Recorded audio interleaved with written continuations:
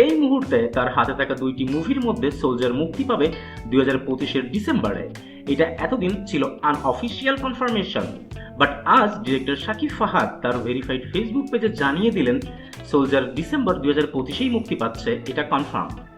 আর মুভির শুটিং শুরু হতে যাচ্ছে এই মাসের 29 তারিখ থেকে।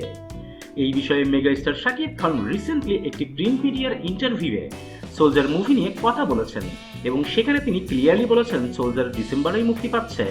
আর মুভির শুটিং যেহেতু এই সপ্তাহের শেষেই শুরু হতে যাচ্ছে, তার পূর্বেই আসবে মুভির অ্যানাউন্সমেন্ট টিজার।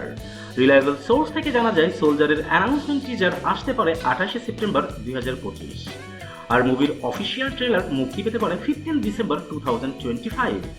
অ্যান্ড যদি কোনো আনওয়ান্টেড কোনো কিছু না হয় তাহলে সোলজার মুক্তি পাবে খ্রিস্টিয়ানদের বড়দিনকে সামনে রেখে 18 ডিসেম্বর 2025।